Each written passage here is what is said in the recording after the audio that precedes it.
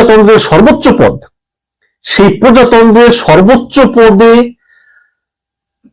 অবস্থান করেও রাষ্ট্রপতি চুপ্পু বিদেশ যেতে পারছেন না। তিনি যেই রাষ্ট্রের সর্বোচ্চ পর্যায়ে আছেন, তিনি যেই রাষ্ট্রের মহামান্য রাষ্ট্রপতি, সেই রাষ্ট্রের সরকার তাকে বলতেছে যে আপনি বিদেশ যেতে পারবেন না।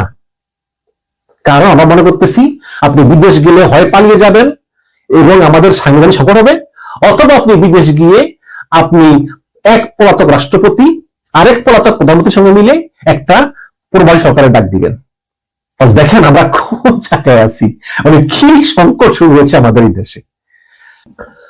গতকালকে মধ্যরাতে যখন বাংলাদেশের পররাষ্ট্র মন্ত্রণালয় থেকে সকল বৈদেশিক মিশনগুলোকে নির্দেশ দেওয়া হলো যে রাষ্ট্রপতি চুপ্পুর ছবি নামিয়ে ফেলতে হবে, তখনই এই গভীর রাতে সমস্ত বাংলাদেশে একটা আলোড়ন সৃষ্টি হয় যে তাহলে কি রাষ্ট্রপতি চুপ্পুর দিন শেষ হয়ে যাচ্ছে, তাহলে কি রাষ্ট্রপতি চুপ্পুকে শীঘ্রই অপসারণ করা হবে।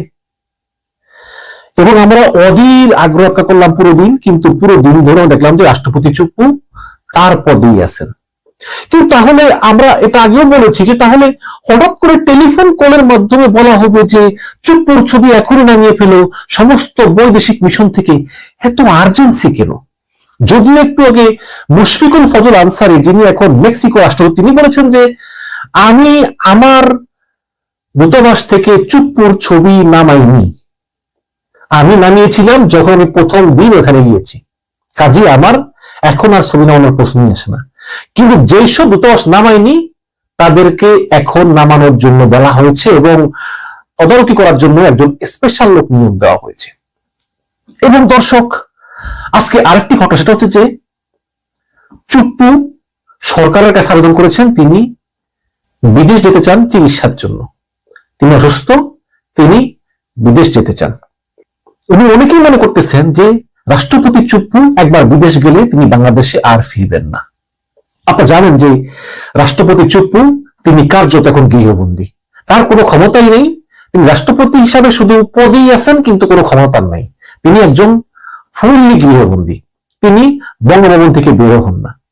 তো তিনি আবেদন করেছেন যে আমি চিকিৎসার জন্য আমি বিদেশ চলে যাব, কিন্তু সরকার তা নাকচ করে দিয়েছে।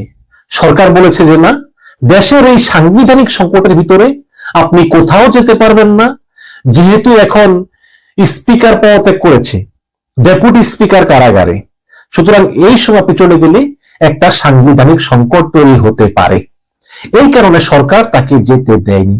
কিন্তু এখন দুটো ব্যাপার একটু সাংঘর্ষিক মনে হচ্ছে। এক হচ্ছে, যদি সরকার চায় যে রাষ্ট্রপতি চুপ্পুর অপসারণ, তাহলে রাষ্ট্রপতি চুপ্পু যদি বিদেশ যেতে চায় সরকারের তো খুশি হওয়ার কথা, আচ্ছা যান, আপত্তি দেওয়া হলো। কিন্তু রাষ্ট্রপতি চুপ্পুর ছবি নামানো হলো দূতাবাস থেকে, এবং আমরা ধারণা করি যে এতে রাষ্ট্রপতি চুপ্পুর উপরে একটা প্রেসার ক্রিয়েট করা হলো মনস্তাত্ত্বিক ভাবে যে আপনি পদত্যাগ করুন, দেখেন আমরা আপনার ছবিও নামে ফেলেছি, আপনি এখনো কেন আছেন, আপনি যান না কেন, তাই না? কিন্তু যখনই আবার চুপ্পু বিদেশ যাওয়ার জন্য আবেদন করেন, তখন তার সে আবেদন সরকার কর্তৃক প্রত্যাখ্যাত হয়। তার মানে কি সরকার চাচ্ছেন যে চুপ্পু পদত্যাগ করুক কিন্তু দেশেই থাকুক? অনেকে আবার বলতেছেন যে বিদেশে গিয়ে চুপ্পু বলবেন যে আমি পদত্যাগ করি নাই, আমি রাষ্ট্রপতি, আর শেখ হাসিনা বলবেন আমিও পদত্যাগ করি নাই, আমিও প্রধানমন্ত্রী। তখনই রাষ্ট্রপতি ও প্রধানমন্ত্রী মিলে একটা প্রবাসী সরকার গঠন করে তারা বিদেশ থেকে একটা নতুন সরকারের কার্যক্রম পরিচালনা করবেন। ঠিক এই ধরনের স্বতন্ত্র হয়ে থাকতে পারে বলেই হয়তোবা সরকার তাকে বিদেশ যেতে দিতে চায় না। কিন্তু একটা বিষয় তো স্পষ্ট যে রাষ্ট্রপতি চুপ্পু তিনি ছিলেন আগাগোড়া একজন দুর্নীতিবাজ এবং তেলবাজ। শোনা যায় তিনি যখন দুদকের কমিশনার ছিলেন তিনি 5,000 টাকা পর্যন্ত ঘুষ খেতেন। তিনি অ্যাসালমের ক্যাশিয়ার ছিলেন। অ্যাসালম যে কোটি কোটি টাকা লুট করেছে উনি তার সহযোগী ছিলেন। উনি তৈলাক্ত কলাম লিখতেন। শেষ পর্যন্ত শেখ হাসিনা হঠাৎ করে তাকে এনে রাষ্ট্রপতি বানিয়ে দিলেন। শেখ হাসিনা প্রধানমন্ত্রী হলে মূলত শেখ হাসিনা ছিলেন বাংলাদেশের রানী, মানে তার যখন যা খুশি তাই করতেন, তিনি তার সভা পরিষদের সঙ্গে কোনো কথা বলতেন না। যেদিন চুপ্পুকে রাষ্ট্রপতি বানানো হয় সেই দিন কেউ জানে না যে কে রাষ্ট্রপতি হবেন। হঠাৎ করে ওবায়দুল কাদের চুপ্পুকে দেখে চমকে উঠেছে, এই চুপ্পু হবে রাষ্ট্রপতি, কিন্তু তাই হয়েছে। এবং বাংলার ইতিহাসে সবচেয়ে অযোগ্য এবং তৈলবাজ রাষ্ট্রপতি যিনি শেখ হাসিনাকে বলেন যে আমি রাষ্ট্রপতি হওয়ার কারণে আপনার পদদলিত নিতে পারি না, কারণ রাষ্ট্রপতি প্রধানমন্ত্রীর চেয়েও পোস্টে বড়। তো সেই চুপ্পু অনেক দুর্নীতি করেছেন, দুর্নীতি করে দুবাইতে বাড়ি করেছেন, গাড়ি করেছেন, সম্পত্তি করেছেন, এবং তার দুবাইয়ের আনলিমিটেড রেসিডেন্স পারমিটও আছে। কারণ তিনি কিন্তু গুণাঙ্গরও বুঝেননি যে শেখ হাসিনা তাকে রাষ্ট্রপতি করে ফেলবেন। এর জন্য তিনি মতো দুর্নীতি করেছেন এবং বুড়া বয়সে তিনি চলে যাবেন দুবাইতে। কিন্তু শেখ হাসিনা তাকে রাষ্ট্রপতি বানিয়ে বঙ্গভবনে রেখে দিয়ে একদিন শেখ হাসিনা পালিয়ে গেলেন। এখন উনি পেলেন বিপদে। এবং শেখ হাসিনা যখন পালিয়ে যায় এবং গণভবন ছাত্র জনতা দখল করে ফেলে, তখন রাষ্ট্রপতি চুপ্পু নাকি এভাবে কাঁদতেছিলেন ভয়ে এবং ঘন ঘন টয়লেটে যাচ্ছিলেন, কারণ তিনি মনে করেছেন যে এখন বঙ্গভবনের দিকে জনতা আসবে, কিন্তু জনতা যায়নি, এটা তার সৌভাগ্য। এখন সেই চুপ্পু চলে যেতে চান বিদেশে, কিন্তু সরকার যেতে দিতে চায় না। আবার সরকার চায় চুপ্পু পদত্যাগ করুক।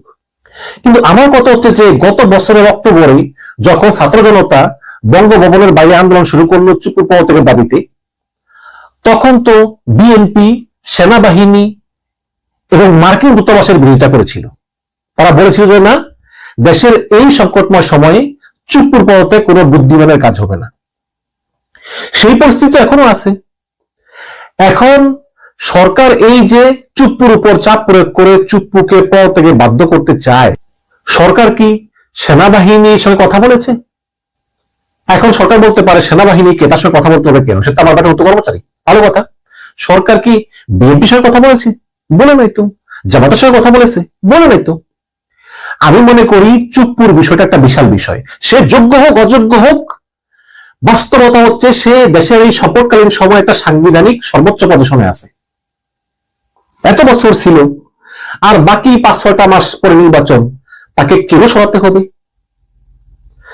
তার মানে কি ডক্টর ইউনূসকে এমন কেউ বুদ্ধি দিয়েছে, এবং এই বুদ্ধি দেওয়ার মানে হলো যে সেনাপ্রধানকে খেপিয়ে তোলা, যে দেখো চুপ্পুকে আমি সরিয়ে দিচ্ছি, এরপর তোমার পালা। নাকি এই চুপ্পুর উপর চাপ প্রয়োগ করে বিএনপিকে বোঝানো যে তুমি যত সহজে মনে করো ক্ষমতায় আসবা, নির্বাচন হবে, এত সহজে হবে না। ইউনূস কি আসলে সরকারের প্রধান, নাকি সরকারের ভিতরে সরকার আছে? এই সরকারের পাওয়ার সেন্টারটা কোন জায়গায়? আমরা হাসিনা বলে, হাসিনা যতই স্বৈরাচার হোক, ফ্যাসিস্ট হোক, খুনি হোক, সবাই জানতো যে হাসিনাই সব করায়, সেই একমাত্র পাওয়ার সেন্টার। কিন্তু এই সরকারের পাওয়ার সেন্টার তো অনেকগুলো। তাহলে কোন পাওয়ার সেন্টারে কোন হিডেন আরেকটা পাওয়ার সেন্টার আছে যেটা আমি দেখতে পাচ্ছি না, যেটা অদৃশ্য, যে সব কাজকর্ম করে গোপনে? সেই পাওয়ার সেন্টারটা কোথায়? এবং সে কেন অন্য পাওয়ার সেন্টারকে লেজে খেলাতে চায়? সে কেন সেনাবাহিনীর মতো পাওয়ার সেন্টারকে রাগিয়ে দিতে চায়? সে কেন বিএনপির মতো পাওয়ার সেন্টারকে উস্কানি দিতে চায়? সমস্যাটা কি?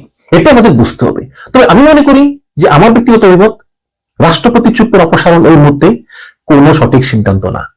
সে তো এমনিতে গৃহবন্দী, তার নাই কোনো ক্ষমতা, তার ঢাল নাই, তার ওয়াল নাই, নিধিরাম সর্দার। অনেকে বলছেন যে রাষ্ট্রপতি চুপ্পু জরুরি অবস্থা ঘোষণা করতে পারে, কিন্তু দর্শক, রাষ্ট্রপতি চুপ্পু বাংলাদেশ সংবিধান অনুযায়ী কোন জরুরি অবস্থা ঘোষণা করতে পারেন না যদি সেই কাগজে প্রধান উপদেষ্টা সাইন না থাকে। সুতরাং ইউনূস ছাড়া রাষ্ট্রপতি চুপ্পুর কোনো ক্ষমতা নাই, এবং ডক্টর ইউনূস চুপ্পুকে পছন্দ করেন না। ডক্টর ইউনূস শপথ নিয়েছেন চুপ্পুর কাছ থেকে, ওই দিনই শেষ। তারপর থেকে ইউনূস কোনোদিনই চুপ্পুর সঙ্গে দেখা করতে যাননি। যদিও নিয়ম আছে যে প্রধানমন্ত্রী বিদেশ সফর থেকে আসলে বা বিদেশ সফর যাওয়ার আগে রাষ্ট্রপতির সঙ্গে পরামর্শ করবেন, যেটা হাসিনা করতেন, খালেদা জিয়া করতেন। কিন্তু ইউনূস বলতেছেন যে না, আমি চুপ্পুর মতো লোকের কাছ থেকে কোনো পরামর্শ গ্রহণ করব না, কারণ সে আগাগোড়া দালাল। হতে পারে, কথা মিথ্যা নয়, কথা সত্য। তো এখন যেই চুপ্পুকে এতদিন ধরে সহ্য করলেন, সেই চুপ্পুকে এখন এমন কি চাপ প্রয়োগ করতেছেন যে চুপ্পু একদম বিদেশ যাওয়ার জন্য পাগল হয়ে গিয়েছে। আসলে হয় কি, মানে বঙ্গভবনের মতো শান শওকতের থেকেও কিন্তু চুপ্পুর মনে শান্তি নেই, সবসময় ভয় থাকে, টেনশনে থাকে যে কি যেন কি হয়, কারণ সে তো অনেক অন্যায় করেছে, অপরাধ করেছে তো। তো এই কারণে তার কথা হচ্ছে যে যদি আমার রাষ্ট্রপতি পদ চলে যায়, আমাকে জেলে যেতে হয় এই বৃদ্ধ বয়সে, যেখানে হার্টে ওপেন হার্ট সার্জারি হয়েছে, তার চেয়ে বরং আমি একটা আপস মীমাংসা করে বিদেশ চলে যাই। তো তিনি বিদেশ যাওয়ার জন্য অ্যাপ্লাই করলেন, কিন্তু সরকার তাকে বিদেশ যেতে দিতে চায় না। তার মানে রাষ্ট্রপতি হচ্ছে প্রজাতন্ত্রের সর্বোচ্চ পদ, সেই প্রজাতন্ত্রের সর্বোচ্চ পদে অবস্থান করেও রাষ্ট্রপতি চুপ্পু বিদেশ যেতে পারছেন না। তিনি যেই রাষ্ট্রের সর্বোচ্চ পর্যায়ে আছেন, তিনি যেই রাষ্ট্রের মহামান্য রাষ্ট্রপতি, সেই রাষ্ট্রের সরকার তাকে বলতেছে যে আপনি বিদেশ যেতে পারবেন না। কারণ আমরা মনে করতেছি আপনি বিদেশ গেলে হয় পালিয়ে যাবেন এবং আমাদের সাংবিধানিক সংকট হবে, অথবা আপনি বিদেশ গিয়ে আপনি এক পলাতক রাষ্ট্রপতি আরেক পলাতক প্রধানমন্ত্রীর সঙ্গে মিলে একটা প্রবাসী সরকারের ডাক দিবেন। দেখেন